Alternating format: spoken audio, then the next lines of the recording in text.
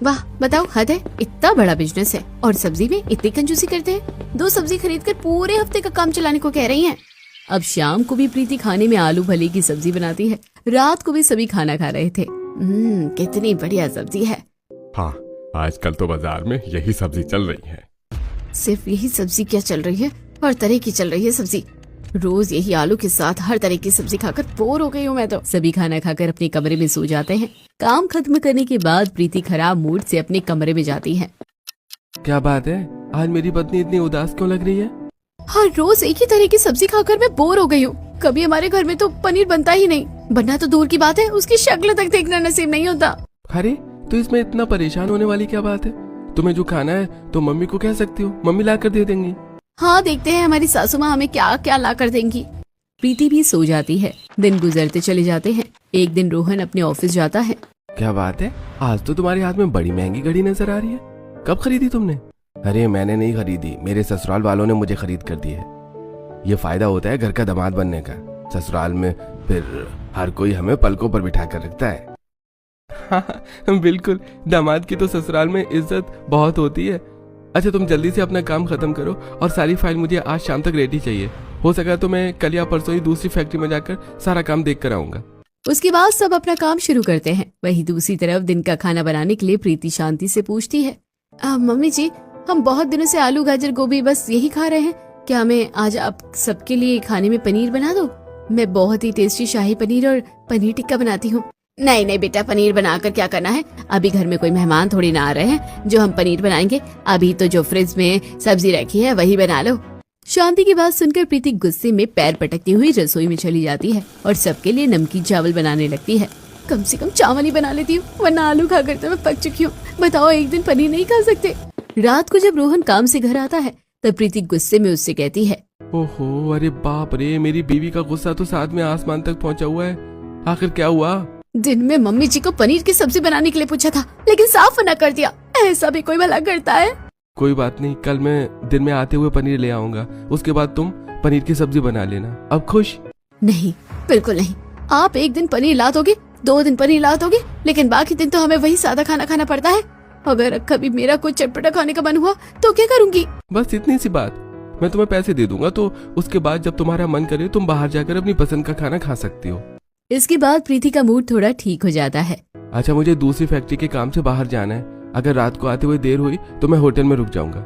अरे आप होटल में क्यों रुकोगे भला? उससे 10 मिनट की दूरी पर मेरा मायका है, तो आप वहाँ चले जाना। अरे नहीं, क्यों उनको बेवजह परेशान करना?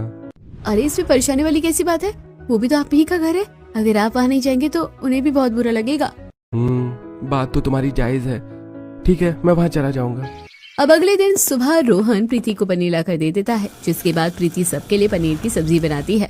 ओहो, आज तो घर में शाही पनीर बना है। अरे खुशबू तो बहुत अच्छी आ रही है, चलो फिर खाते हैं। भाभी, पनीर सच में बहुत स्वादिष्ट बना है। आप मेरे लिए लंच में एक्स्ट्रा पैक कर देना, वरना मुझे लंच में खाने को नहीं मिलेगा। अच्छा ठीक है, पैक कर दूंगी। उसके बाद सभी खाना खा लेते हैं। खाना खाने के बाद रोहन भी फैक्ट्री की दूसरी ब्रांच में चला जाता है। वहाँ जाने के बाद वो सारा काम अच्छे से संभालता है। आप सभी अपना काम बहुत अच्छे से दिल लगाकर करते हैं, लेकिन हमें ध्यान रखना होगा, इस फैक्ट्री में कुछ बदलाव की जरूरत है। मैं हर हफ्ते या 10-15 दिन में यहाँ पर आकर सब संभाल लूंगा, और अब से मुझे सब कुछ डिटेल में जानना है। जी सर जी। सर मैं आपको सारी रिपोर्ट दिखा देता हूँ। फैक्ट्री में काम संभालने के बाद रोहन शाम को बाइक पर सवार होकर अपने ससुराल की तरफ जाता है। उसके दिल में जरा कश्मकश हो रही थी, लेकिन फिर भी वो अपने ससुराल चला जाता है। वहाँ पर उसका स्वागत किया जाता है। अरे बेटा, आओ बेटा। रोहन अपने सास ससुर के पैर छूता है और दोनों के पैर छूने के बाद वो उन्हें प्रणाम करता है। प्रणाम मम्मी जी, पापा जी। सदा खुश रहो बेटा। अच्छा, घर में सब कैसे हैं? हाँ जी, घर में सब ठीक है।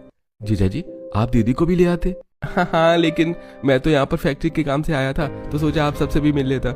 यहाँ का काम ठीक नहीं चल रहा था, तो मुझे हफ्ता 10 दिन में यहाँ आना ही पड़ेगा। मैंने तो सोचा था कि किसी होटल में चला जाऊंगा। अरे बेटा, आपका घर होते हुए आप होटल में कैसे जा सकते हैं? आइंदा ऐसा मत कहना। जब भी आप यहाँ पर आएंगे तो आपको यहीं रुकने की टेंशन लेने की जरूरत नहीं है। आप हमारे ही घर आना। सभी बैठकर बातें कर रहे थे, तभी रजत की पत्नी नेहा सबके लिए चाय बनाकर लाती है और चाय के साथ सादा बिस्किट नमकीन देखकर रोहन सोचता है, अरे मैं इस घर का दामाद हूँ और इन्होंने सादे नमकीन बिस्किट लाकर रख दिए। यहाँ पर दामाद की तो इज्जत ही नहीं है कोई। शादी से पहले आया था तो कितनी तरह का नाश्ता बनाया था। शादी के बाद तो मेरी वैल्यू डिग्रेड कर दी इन्होंने। बेटा चाय पियो। रोहन चाय पी लेता है और रात को खाने के लिए उसके लिए शाही पनीर बनाया जाता है। खाना खाते वक्त बताओ, मैं इस घर का दामाद हूँ और दामाद के लिए सिर्फ एक शाही पनीर की सब्जी बना दी, साथ में कोई और सब्जी भी तो होनी चाहिए थी। उसके बाद रात को रोहन यही सब सोचते हुए सो जाता है। अगले दिन विदा के समय उसे 500 रुपए दिए जाते हैं और फिर वो बाइक पर सवार होकर वापस घर आ रहा था। सच में मेरे ससुराल वालों को जरा सी भी अकल नहीं है कि आखिरकार दामाद की किस तरह खातिरदारी की जाती है। अरे कोई बात नहीं, अब तो मेरा यहाँ आना जाना लगा रहेगा। अब इन्हें समझाना होगा, नहीं तो मेरी तो नाक कट जाएगी। शाम को रोहन घर वापस आता